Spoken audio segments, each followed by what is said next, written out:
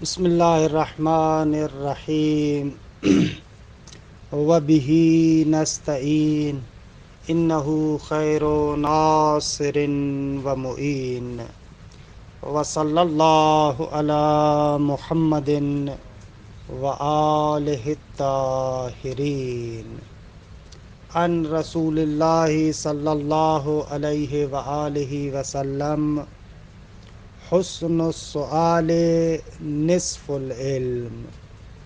پیغمبر گرامی قدر صلی اللہ علیہ وآلہ وسلم فرماتے ہیں کہ اچھے طریقے سے سوال کرنا نصف العلم، آدھا علم ہے۔ الحمدللہ ہماری گفتگو مغنی الادیب میں ادات لو کے بیان میں تھی۔ عرض ہوا کہ لو 5 طریقوں سے آتا ہے۔ اولین قسم لو شرطیہ معزویہ ہے کہ اس کے بارے میں گفتگو کر رہے تھے کہ لو شرطیہ ہے، البتہ شرطیہ معزویہ، کہ عرض ہوا کہ مشہور فرماتے ہیں کہ یہ لو 3 چیزوں کا افادہ کرتا ہے۔ ایک، اس لو سے پتہ چلتا ہے کہ 2 جملوں کے مابین القۂ شرطیت اور سببیت پایا جاتا ہے۔ دوسرا نقطہ جو اس لو سے سمجھ میں آتا ہے وہ یہ ہے کہ وہ شرط زمان ماضی کے ساتھ مقید ہے۔ تیسرا نقطہ جو لو سے سمجھ میں آتا ہے وہ یہ ہے کہ لو امتناع کے لیے آتا ہے۔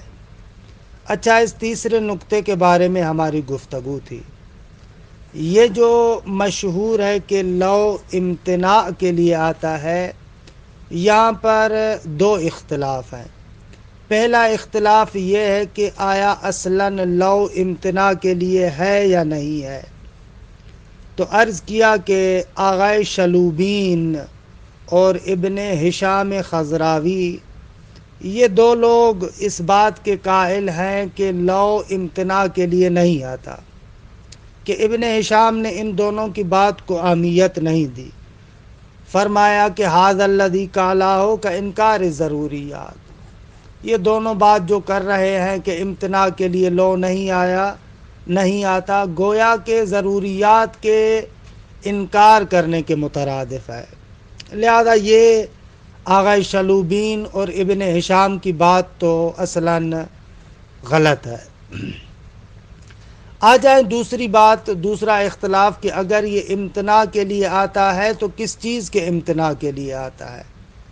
فرماتے مشہور جو نحات کے مابین ہے وہ یہ نقطہ ہے کہ امتناع کے لیے آتا ہے، اور وہ امتناع بھی شرط اور جزا، شرط اور جواب دونوں کے امتناع کے لیے آتا ہے۔ کہ عرض کیا کہ یہ مشہور ہے نحات کی زبانوں پر، لیکن ابن ہشام فرماتے ہیں یہ بات غلط ہے۔ بہت سارے موارد پر آپ اس مبنا کا دفاع نہیں کر سکتے۔ اس ضمن میں ابن ہشام نے 2 آیات اور 1 حدیث کو ذکر کیا۔ پہلی آیہ کریمہ سورہ انعام سے تھی کہ جس میں پروردگار عالم فرماتا ہے وَلَوْ أَنَّنَا نَزَّلْنَا إِلَيْهِمُ الْمَلَائِكَةَ وَكَلَّمَهُمُ الْمَوْتَى وَحَشَرْنَا عَلَيْهِمْ كُلَّ شَيْءٍ قُبُلًا مَا كَانُوا لِيُؤْمِنُوا، کہ یہاں پر لو استعمال ہوا ہے، اور ابن ہشام فرماتے ہیں کہ اگر امتناع شرط اور امتناع جزا کا یہاں پر ترجمہ کیا جائے تو غلط ہوگا۔ امتناع شرط اور امتناع جزا یعنی یہاں پر جو آپ شرط ذکر کر رہے ہیں وہ بھی نہیں تھی، نتیجتاً وہ جو جواب ہے وہ بھی نہیں ہوگا۔ تو اس صورت میں یہاں پر ترجمہ کیا ہوگا؟ یعنی ملائکہ کے نازل نہ کرنے کی صورت میں، یا ان سے جو ہے وہ کیا ہے مردگان بات نہ کریں، تو اس صورت میں لازم آئے گا کیا؟ ما کانوا لیؤمنوا، یہ ممتنع ہوگا۔ ما کانوا لیؤمنوا ممتنع ہوگا، یعنی کیا؟ یعنی اس کا نقیض متحقق ہوگا۔ اس کا نقیض متحقق ہوگا یعنی ترجمہ یہ ہوگا کہ وہ لوگ ایمان لاتے۔ اگر ان کے پاس ملائکہ نہ آتے اور ان سے مثلاً مردہ بات نہ کریں تو وہ لوگ مومن ہوتے. حالانکہ آیہ کریمہ یہ تو نہیں کہہ رہی.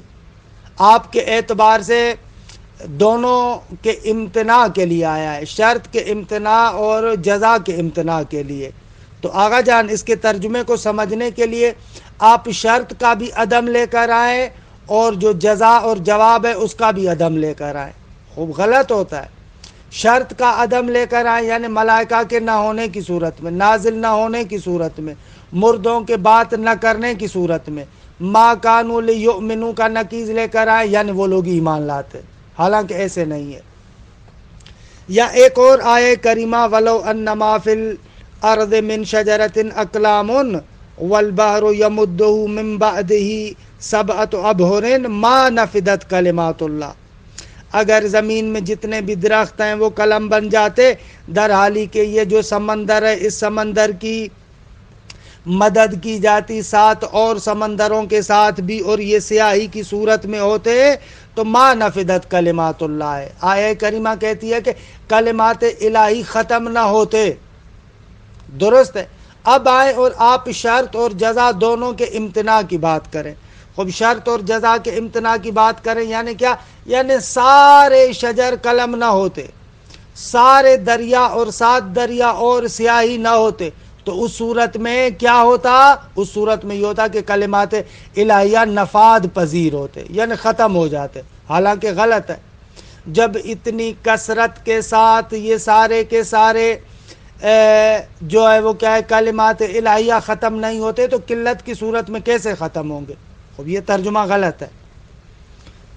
آ جائے ایک حدیث کی طرف کہ حدیث جو ہے وہ کیا ہے بنت ابی سلمہ کے بارے میں ہے. فرماتے ہیں کہ یہ بنت ابی سلمہ کہ جس کا نام زینب تھا، یہ پیغمبر اکرم کی ربیبہ تھی. خوب ربیبہ کا کل میں نے مفہوم اتنا واضح نہیں کیا تھا. ربیبہ یعنی وہ لڑکی کہ جس کی مثلا ماں کے ساتھ کوئی شادی کرتا ہے. مثلا ایک خاتون نے کسی جگہ پر شادی کی تھی، اس سے اس کو بیٹی ہو گئی، بعد میں وہ اپنے شوہر سے جدا ہو گئی اور دوسرے شوہر کے ساتھ شادی کرتی ہے. جب دوسرے شوہر کے ساتھ شادی کرتی ہے تو پہلے شوہر سے جو اس کی بیٹی ہے وہ دوسرے شوہر کے لیے ربیبہ کہلائے گی.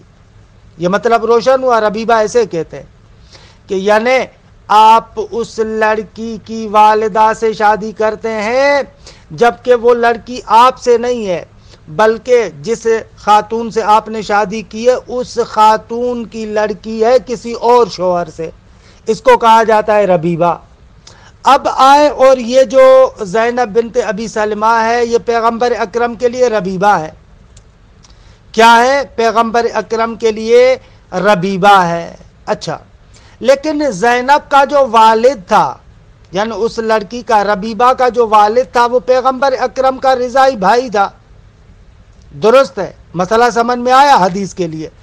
وہ جو زینب بنت ابی سلمہ ہے وہ پیغمبر اکرم کی اولاً ربیبہ ہے یعنی اس کی ماں کے ساتھ پیغمبر نے شادی کی. 1 2 وہ زینب خود بیٹی ہے پیغمبر اکرم کے رضائی بھائی کی. درست.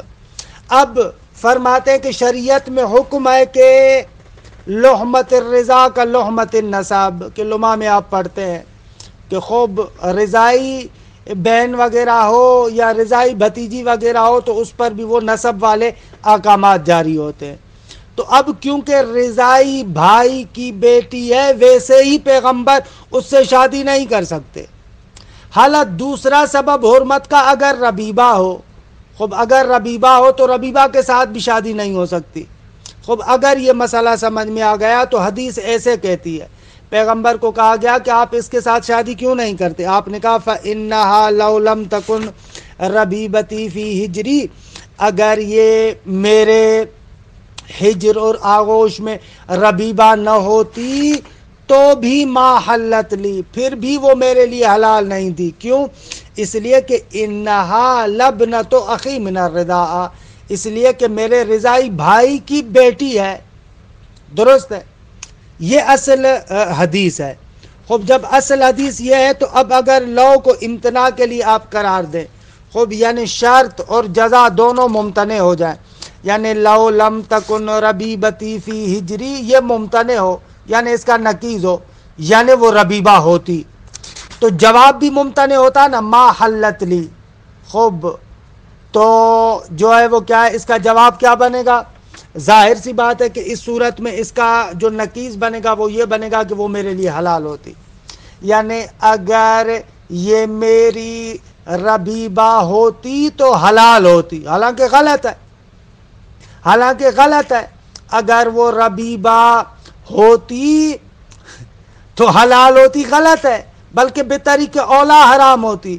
ایک تو ربیبہ ہونے کی وجہ سے حرام ہوتی، اور ایک ویسے ہی پیغمبر اکرم کے رضائی بھائی کی کیا ہے، بیٹی ہے. تو بس ان دونوں آیتوں کے اندر آپ نے دیکھا کہ دونوں آیتوں کے اندر اور اس حدیث کے اندر بھی آپ نے دیکھا کہ اگر لو امتناع شرط اور جواب دونوں کے لیے ہو تو مطلب غلط ہو جاتا ہے. یہ مطلب تھا گزشتہ جلسے کا کہ میں نے جان بوجھ کے تکرار کیا، تھوڑا سا مشکل تھا. درست ہے آغا جان؟ بس یہ قول دوم، بلکہ آخری عبارت کو میں نے بہت ہی تند طریقے سے پڑھا تھا. اگر مجھے اجازت دیں تو میں آخری عبارت کو تھوڑا سا دوبارہ پھر پڑھ لیتا ہوں تاکہ آپ کے لیے آسان ہو جائے. یہ کہا الثانی، دوسرا قول یہ تھا، اس عبارت کا تکرار کر رہا ہوں جان بوجھ کے، انہا تفید امتناع الشرط وامتناع الجواب جمیعا. دوسرا قول یہ ہے کہ یہ لو امتناع شرط اور امتناع جواب دونوں کے لیے آتا ہے. وہذا هو القول الجاری علی السنۃ المعربین، اور یہ وہی قول ہے کہ جو معربین یعنی نحات کی زبانوں پر جاری ہے. ونص علیہ جماعۃ من النحویین، نحویین کے ایک گروہ نے اس کو صراحت سے بیان بھی کیا. وَهُوَ باطل، لیکن آغا ابن ہشام فرماتے ہیں کہ یہ ہمارے نزدیک باطل ہے. بے مواضع کثیرہ، بہت سارے مواضع سے، یعنی بہت سارے مواضع اس نقطے کو بیان کرتے ہیں کہ یہ بات غلط ہے. منہا قولہ تعالی، ان میں سے ایک یہ آیہ کریمہ ہے کہ وَلَوْ أَنَّنَا نَزَّلْنَا إِلَيْهِمُ الْمَلَائِكَةَ وَكَلَّمَهُمُ الْمَوْتَى وَحَشَرْنَا عَلَيْهِمْ كُلَّ شَيْءٍ قُبُلًا، لو کا جواب ما كَانُوا لِيُؤْمِنُوا. اب امتناع شرط اور امتناع جواب کے لیے اگر ہو تو آپ شرط اور جواب دونوں کا نقیض لے کر آئیں. خب دونوں کا نقیض لے کر آئیں اور آپ کہیں کہ دونوں کا نقیض ثابت ہے، غلط ہے یہ. وَلَوْ أَنَّ مَا فِي الْأَرْضِ مِنْ شَجَرَةٍ أَقْلَامٌ کہ وَالْبَحْرُ يَمُدُّهُ مِنْ بَعْدِهِ سَبْعَةُ أَبْحُرٍ، یہ جملہ حالیہ ہے. وَلَوْ أَنَّ مَا فِي الْأَرْضِ مِنْ شَجَرَةٍ أَقْلَامٌ مَا نَفِدَتْ كَلِمَاتُ اللَّهِ.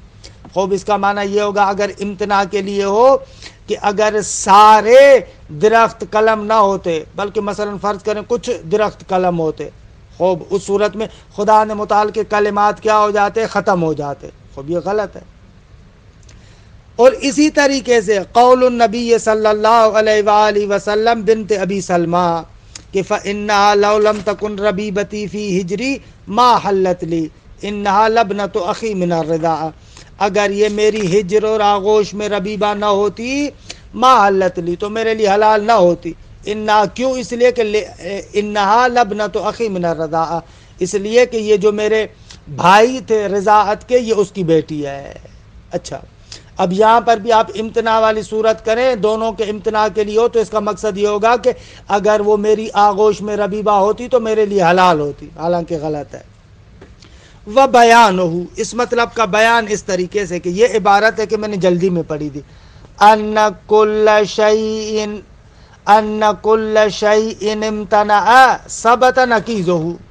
فرماتے ہیں کہ ہر، یہ ایک کلی قانون بتا رہے ہیں اصل بحث میں وارد ہونے کے لیے کہ منطق کے اندر ہے کہ ان کل شیء امتنع، ہر چیز کے جو ممتنع ہو تو ثبت نقیضہ، اس کا نقیض ثابت ہوگا اور متحقق ہوگا.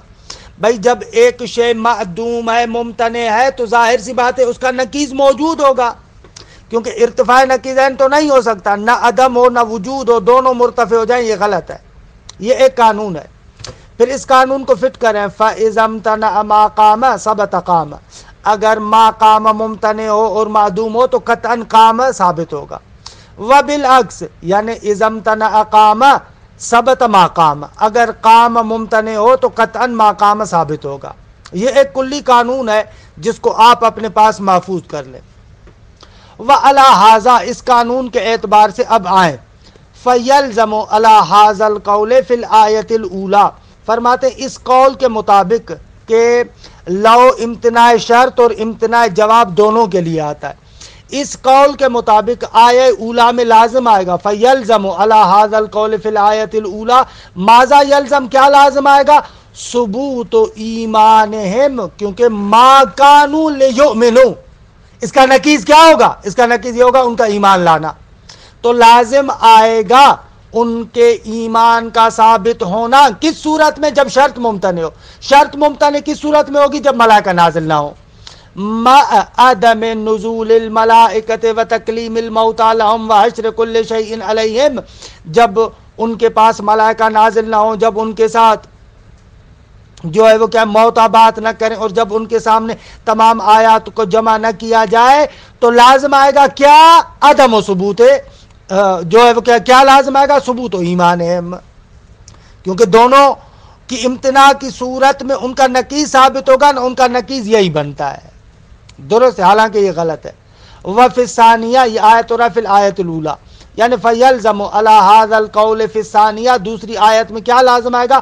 نفاذ الکلمات، کیونکہ ما نفدت کلمات اللہ کا نقیض کیا بنے گا؟ نفاذ کلمات، لازم آئے گا کلمات کا ختم ہونا، کس صورت میں؟ جب شرط ممتنع ہو۔ شرط ممتنع ہو یعنی عدم کون ما فی الارض من شجرۃ اقلاما کہ تکتب الکلمات، کس صورت میں؟ جب شرط ممتنع ہو۔ شرط ممتنع ہو یعنی کیا؟ یعنی زمین پر جتنے بھی درخت ہیں وہ قلم نہ ہو کہ جن قلموں کے ساتھ کلمات کو لکھا جاتا ہے، تکتب کتب یکتب، تکتب الکلمات، کہ یہ صفت بن رہا ہے اقلامن کے لیے، درست ہے۔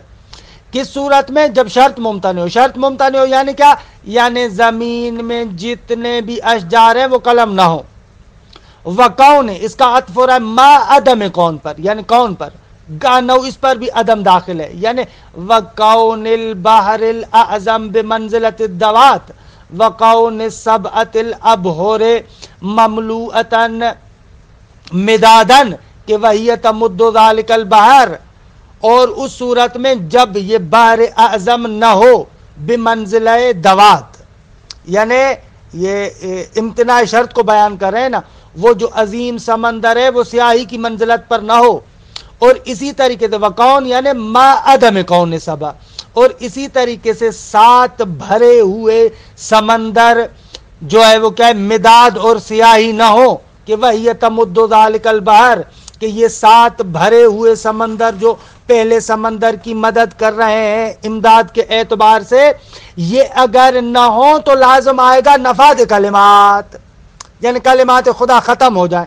حالانکہ غلط ہے۔ وَيَلْزَمُ فِي الْحَدِيثِ ثُبُوتُ الْحِلِّيَّةِ مَعَ كَوْنِهَا رَبِيبَتَهُ، اور حدیث میں بھی امتناع شرط اور امتناع جواب کے مطابق ترجمہ ایسا بنے گا، لازم آئے گا حدیث میں بھی کہ پیغمبر کے لیے وہ زینب بنت ابی سلمہ حلال ہو جاتی اگر ان کی ربیبہ ہوتی، حالانکہ وَكُلُّ ذَلِكَ عَكْسُ الْمُرَاد، حالانکہ یہ ساری کی ساری باتیں کیا ہیں؟ برعکس ہیں، مراد کے بالکل برعکس ہیں، مراد اور مقصود تو یہ نہیں تھا۔ یہ گزشتہ درس کے لیے ایک تتمہ تھا، اگرچہ بیان کیا تھا لیکن مطلب کیونکہ سخت تھا، اس کی نزاکت کو مد نظر رکھتے ہوئے دوبارہ اس کا تکرار کیا۔ پس کلی لحاظ سے اصل بحث کی طرف پلٹتے ہیں۔ آغا امتناع یا شرط و جزا دونوں کے لیے ہے کہ یہ دوسرا قول تھا۔ تیسرا قول یہ ہے کہ لو فقط اور فقط امتناع شرط کے لیے ہے، لو کے اندر یہ نقطہ نہیں پایا جاتا کہ جواب بھی ممتنع ہے، یعنی جواب کے امتناع کی طرف لو ناظر نہیں ہے، اس پر دلالت نہیں کرتا۔ لو فقط اس نقطے پر دلالت کرتا ہے کہ شرط ممتنع ہے، اچھا یہ بیان کر رہا ہے، لیکن ایک نقطے کو سمجھے، لیکن ایک نقطے کو سمجھے، یہ تو ہم نے کہا نا کہ لو دو جملوں کے مابین شرطیت اور سببیت پر دلالت کرتا ہے۔ درست ہے آقا جان، اس کو ہم نے بیان کیا۔ اچھا، یہاں پر منطق کے ایک دو نکات کو آپ سن لیں کیونکہ عبارت میں ان کی ضرورت پڑے گی۔ کبھی کبھار کیا ہوتا ہے آقا، یہ آپ نے دیکھا ہے کہ جو سببیت کا رشتہ ہے وہ سببیت انحصاری ہے، اور کبھی کبھار سببیت انحصاری نہیں ہے۔ اچھا، اس کو سمجھیں پہلے کہ انشاءاللہ آپ نے معقولات میں اس نقطے کو پڑھا ہے۔ فرماتے ہیں کہ علت اور معلول کا رشتہ یہ ہے کہ جب بھی علت موجود ہوگی تو معلول موجود ہوگا۔ درست آقا جان؟ علت یا سبب جب بھی موجود ہوگا تو معلول موجود ہوگا، اور اگر علت اور سبب موجود نہیں ہے تو معلول بھی موجود نہیں ہوگا۔ یہ آپ فلسفے میں یا منطق میں پڑھ چکے ہیں۔ کبھی کبھار کیا ہوتا ہے کہ علت منحصرہ ہوتی ہے، اور کبھی کبھار علت منحصرہ نہیں ہے۔ مثال دوں دونوں کے لیے۔ مثلا دن کے موجود ہونے کے لیے، دن کے وجود کے لیے علت منحصرہ ہے طلوع شمس۔ اگر سورج طلوع کرے گا تو دن موجود ہوگا۔ یہاں پر کیا ہے، یہ سورج کا طلوع کرنا علت منحصرہ ہے۔ علت منحصرہ ہے یعنی کیا؟ یعنی اگر سورج طلوع کرے گا تو دن ہوگا، وگرنہ اگر سورج طلوع نہیں کرے گا تو دن کسی بھی صورت میں نہیں ہوگا۔ اس علت اور سبب کا کوئی بدل نہیں ہے۔ درست ہے؟ ایک مرتبہ ایسے ہوتا ہے، ایک مرتبہ ایک علت ہے لیکن علت منحصرہ نہیں ہے۔ مثلا فرض کریں کہ سورج کا طلوع ہونا علت ہے روشنی کے لیے۔ درست ہے آقا؟ روشنائی کے لیے۔ خوب، اگر سورج نہیں ہوگا تو کیا روشنی نہیں ہوگی؟ فرماتے ہیں کہ یہ سورج کا طلوع روشنائی کے لیے علت منحصرہ نہیں ہے، بلکہ ہو سکتا ہے کہ سورج طلوع نہ کرے لیکن روشنی موجود ہو۔ مثلا آپ اپنے کمرے کے اندر بیٹھے سرچ لائٹ جلا دیتے ہیں، خوب روشنی ہے یا نہیں ہے لیکن ہے رات کا ٹائم، تو پس روشنائی کے لیے، ضوء کے لیے، روشنائی کے لیے سورج علت منحصرہ نہیں ہے۔ لیکن ایک نقطہ مد نظر رکھیں، وہ نقطہ یہ ہے کہ وہ روشنی جو سورج کے ساتھ ہونی ہے، اگر سورج نہیں ہوگا تو وہ روشنائی نہیں ہوگی۔ دقت کریں، یہ بہت ہی دقیق مطلب بھی ہے، اور کیونکہ عبارت میں ان نکات کو انہوں نے ذکر کیا ہے لہذا مجبور ہوں کہ ان کی توضیحات عرض کروں تاکہ عبارت میں جب ہم چلیں تو بالکل آپ کے لیے روشن ہو مطلب۔ پس کیا عرض کیا آپ کی خدمت میں کہ وہ روشنائی، کہ جو روشنائی معلول ہے سورج کی، یعنی وہ روشنائی جو سورج سے وجود میں آتی ہے، وہ روشنائی کیا ہوگی؟ ختم ہو جائے گی جب سورج نہیں ہوگا۔ اچھا، جب یہ نقطہ سمجھ میں آ گیا تو اب آتے ہیں کتاب کی طرف۔ صاحب کتاب ابن ہشام فرماتے ہیں کہ ہمارے نظریے کے اعتبار سے لو فقط اس نقطے کو بیان کرتا ہے کہ آغا شرط ممتنع ہے۔ درست ہے کہ سببیت کو بھی بیان کرتا ہے، لیکن خصوصیت سے امتناع شرط کو بیان کر رہا ہے، لیکن امتناع جواب کو بیان نہیں کرتا۔ ان قلتا، آپ کہیں کہ بابا ہم کبھی کبھار دیکھتے ہیں جواب بھی ممتنع ہوتا ہے۔ مثلا اگر کہا جائے لو کانت الشمس طالعۃ کان النہار موجودا، اگر سورج طلوع کرتا تو دن موجود ہوتا۔ یہاں پر لو کانت الشمس طالعۃ شرط ممتنع ہے، قطعاً یہاں پر جواب بھی ممتنع ہے، یعنی دن کا موجود ہونا یہ بھی ممتنع ہے۔ تو آپ کیسے کہہ رہے ہیں کہ لو فقط امتناع شرط کے لیے؟ اس مثال میں تو امتناع جواب کا بھی پتہ چل رہا ہے۔ تو اس کا جواب یہ ہے آغا، یہاں پر درست ہے کہ شرط کے ممتنع ہونے کے بعد آپ یہ بھی سمجھتے ہیں کہ جواب بھی ممتنع ہے، لیکن اس چیز کا آپ کو پتہ لو سے نہیں چل رہا بلکہ ایک قرینہ خارجیہ سے پتہ چلتا ہے۔ قرینہ خارجیہ یہ ہے کہ وجود نہار کے لیے علت منحصرہ طلوع شمس ہے، کیونکہ علت منحصرہ نہیں ہے قطعاً جو معلول ہے وہ بھی نہیں ہوگا۔ پس یہاں پر جو آپ کہہ رہے ہیں لو کانت الشمس طالعۃ کان النہار موجودا، کہ دونوں ممتنع ہیں، جواب کا ممتنع ہونا لو سے سمجھ میں نہیں آ رہا، بلکہ آپ کو قرینہ خارجیہ سے معلوم ہو رہا ہے. خوب قرینہ خارجیہ کیا ہے؟ قرینہ خارجیہ یہ ہے کہ طلوع شمس فرماتے ہیں کہ یہ کیا ہے؟ علت منحصرہ ہے. لیکن جہاں پر شرط اور جزا یا سبب اور مسبب میں یہ علت انحصاری کی بات نہ ہو، وہاں پر آپ کو یہ سمجھ میں نہیں آتا. مثلا آپ کہیں لو کانت الشمس طالعۃ کان الضوء موجودا، اگر سورج موجود ہوتا تو روشنی بھی ہوتی. اب یہاں پر شرط ممتنع ہے لیکن جواب بھی ممتنع ہے نا، یہاں پر جواب ممتنع نہیں ہے. ہو سکتا ہے کہ سورج طلوع نہ کرے لیکن روشنائی موجود ہو. خوب یہ کہاں سے پتا چلا؟ یہ آپ کیسے کہہ رہے ہیں؟ کہتے ہیں کہ بھلے آپ اپنے گھر کے اندر رات کے ٹائم پر سرچ لائٹ جلائیں، خوب روشنی موجود ہوگی. خوب آغا اس اوپر والی مثال میں تو وجود نہار ممتنع تھا، لیکن یہاں پر وجود ضوء ممتنع کیوں نہیں ہوا؟ تو جواب اس قرینہ خارجیہ کی وجہ سے. پہلے والی مثال میں طلوع شمس علت مناصرہ تھا نہار کے لیے، وجود نہار کے لیے، لیکن دوسری مثال میں طلوع شمس علت مناصرہ نہیں ہے، وجود ضوء کے لیے.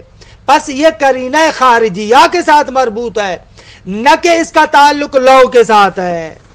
فتلخص خلاصہ کلام ابن ہشام کہتے ہیں کہ لو کے بارے میں ہماری نظر یہ ہے کہ لو تین چیزوں پر دلالت کرتا ہے. ایک، عقد سببیت و مسببیت پر دلالت کرتا ہے. لو بیان کرتا ہے کہ شرط اور جواب پہلے جملے اور دوسرے جملے میں سببیت پائی جاتی ہے، اس کا انکار نہیں ہے.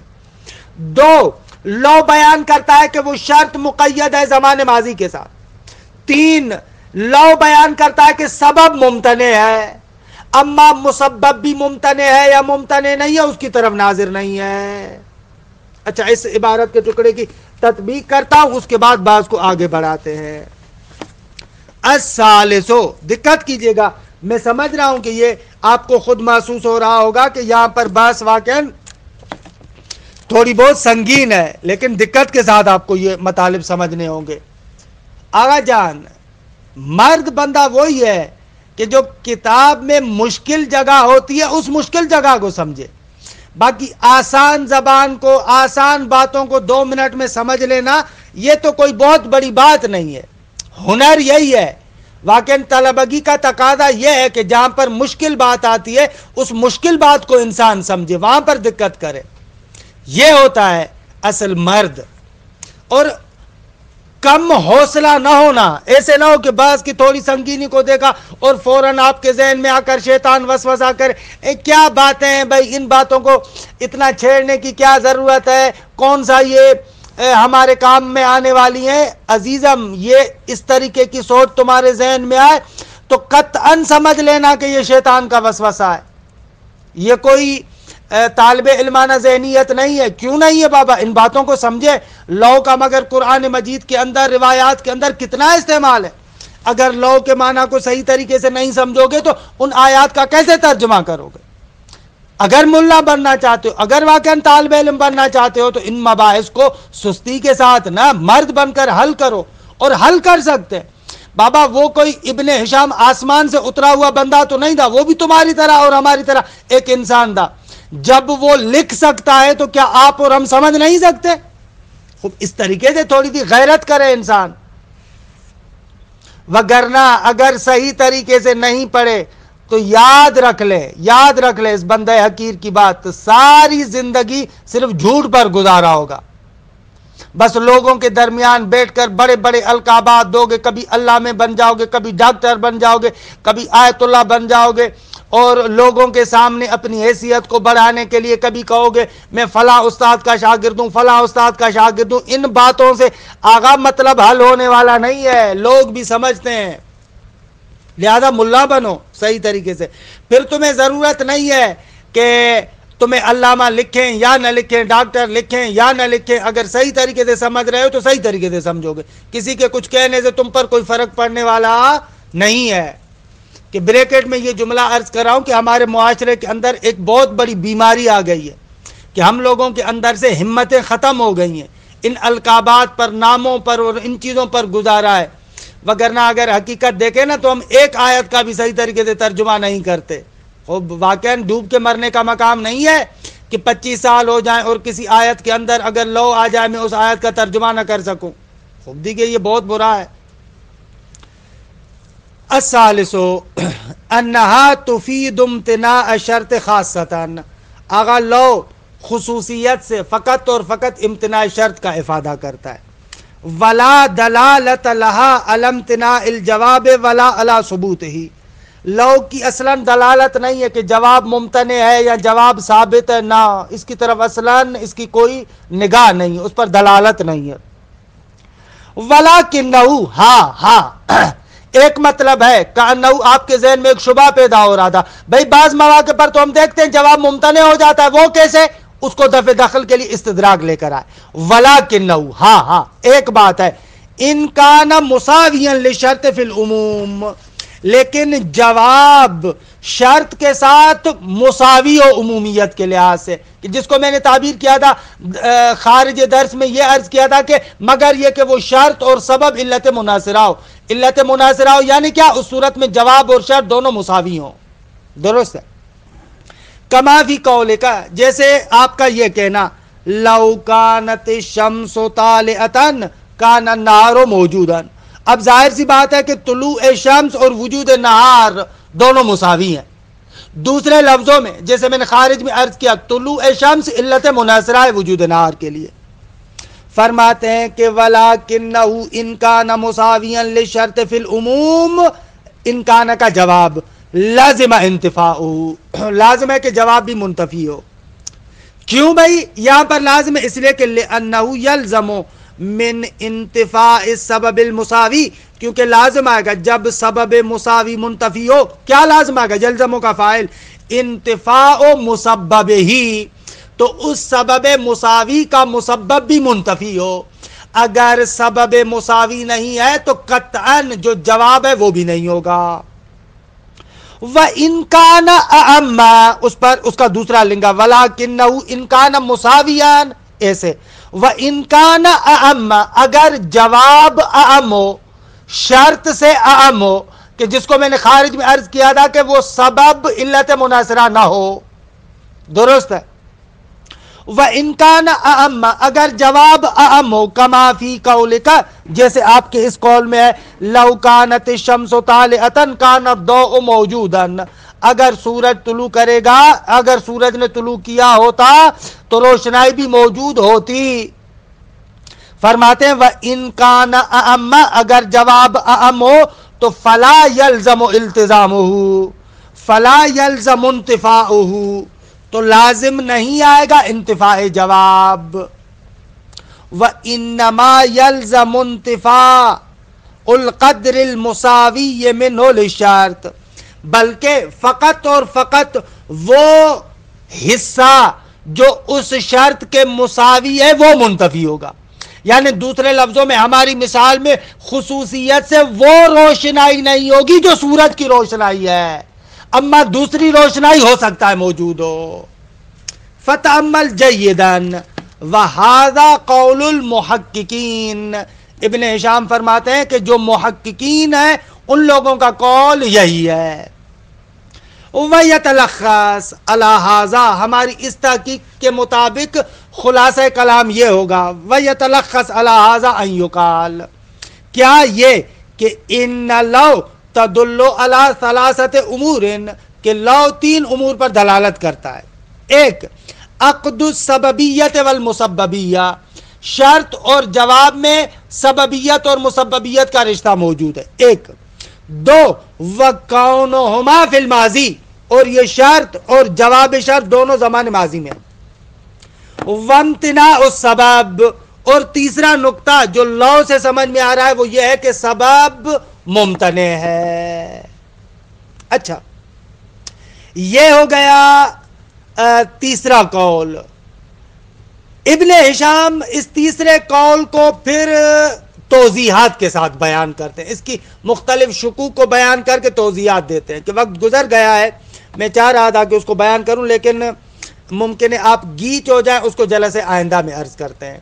وصلی اللہ علی محمد وآل بیتہ الطیبین الطاہرین.